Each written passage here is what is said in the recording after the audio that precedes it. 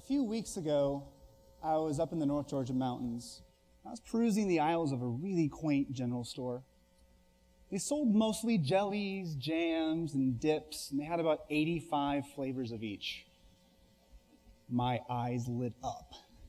Oh my God, I grabbed that handful of pretzel sticks and I went to town, trying as many different concoctions as I could.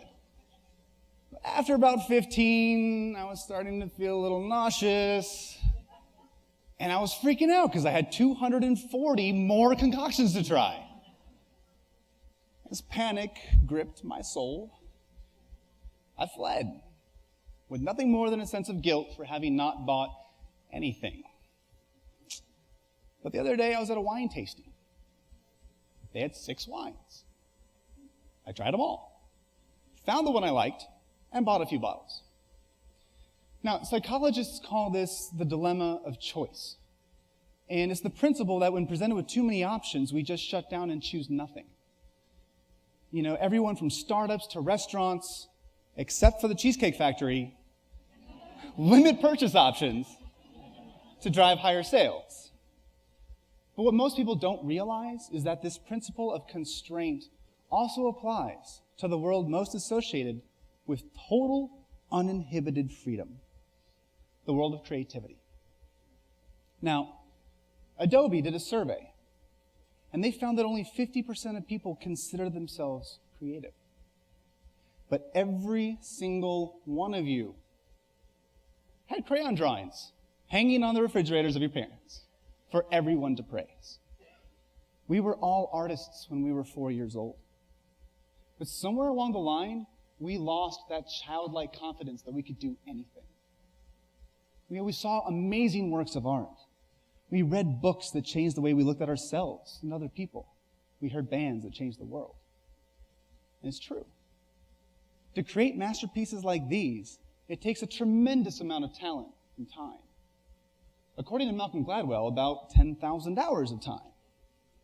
So, how do we enable creativity when our inner artist has packed up his crayons in a bandana and hopped the next train out of town? Well, you do it by adding constraint. Freedom plus constraints equals empowerment. So the freedom to be creative, and then adding a layer of constraint equals like a genuine feeling of empowerment. Well, how can that be? Isn't constraint the opposite of freedom? Doesn't constraint limit creative freedom? No. Constraints actually guide creative freedom. They prevent that feeling of being overwhelmed. They prevent the freak out. They prevent panic from gripping your soul. And it also results in a genuine feeling of unique achievement. It levels the playing field and acts as an open invitation for everyone to be creative. This is how Instagram made all of us professional photographers. You don't need to know f-stop or aperture anymore. It's how Tumblr made us all bloggers. It's how Vine is making us videographers. But now, we're going to make all of you musicians. So let's see what happens when we take the power of constraint and apply it to the world of music.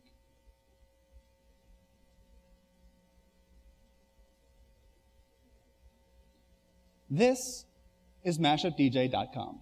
It's a website, it's an iOS platform, and it enables all of you to become musicians. Now, warning, use of this app may result in delusions of grandeur. We do not recommend that you quit your career and go on the European DJ circuit, but we can start adding those little Lego blocks, as Nathan puts so perfectly, and really bring out that creative artist in us. So what we have here is a musical collage. We're going to start with music that other people have created, and we're going to create something new with it.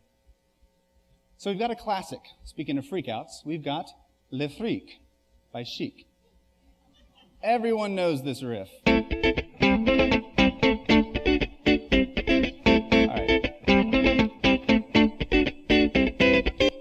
So we're just going to drag and drop that little Lego block here onto the lead track. I freak out! Le freak, c'est chic, freak out.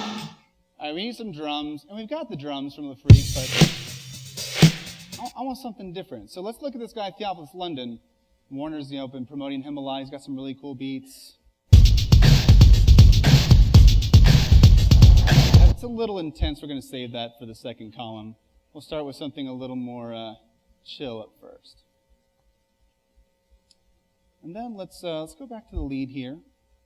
Keep that feeling going. But let's add a little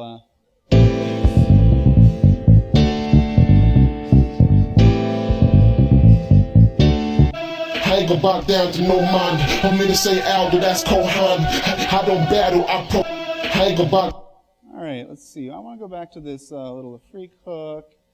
Let's grab some more drums. And now we're just going to switch. I don't even know what this sounds like. I'm just going to we'll see what this sounds like. So let's hit play and see what happens. Freak out.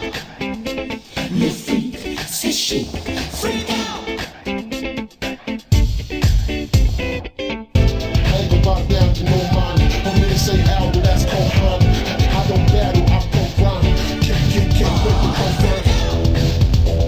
Le freak, c'est chic, freak out.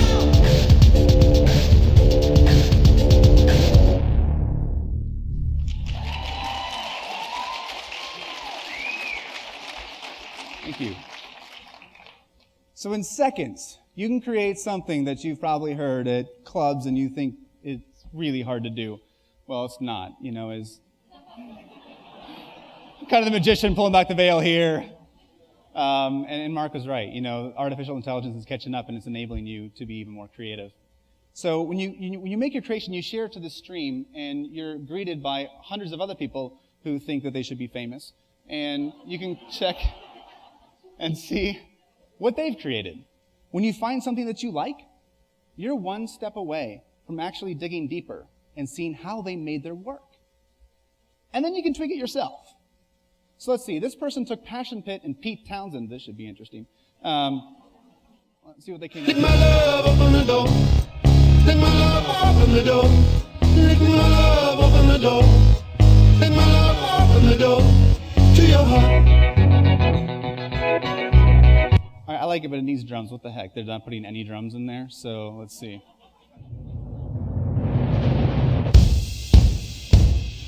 There we go. Now you just rewind. You're like, that's what this sounds like. Lick my love, open the door. Lick my love, open the door. Lick my love, open the door. Lick my love, open the door to your heart.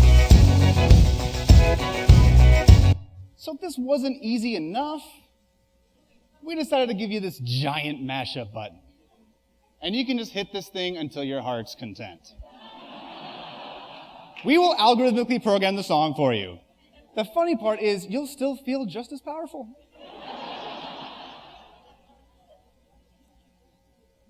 Artists can go to their artist page and see all the amazing creations that their fans are making with them. It enables that deeper connection.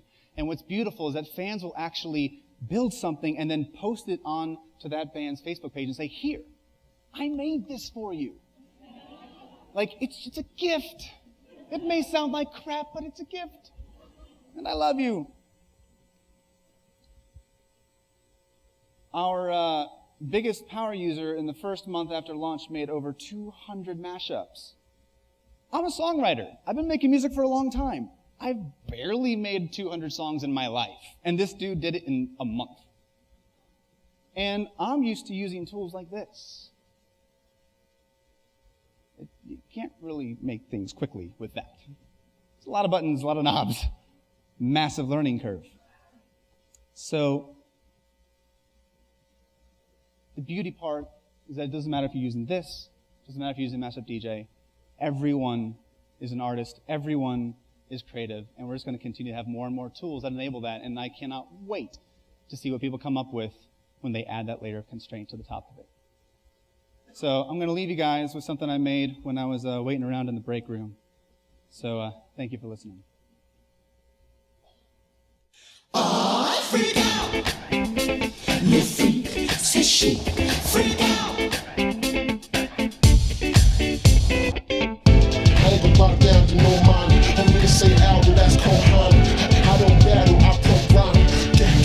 with the program. Have you heard about the new dance craze? Listen to us, I'm sure you'll be amazed. Freak out! The freak says she. Freak out! I say freak.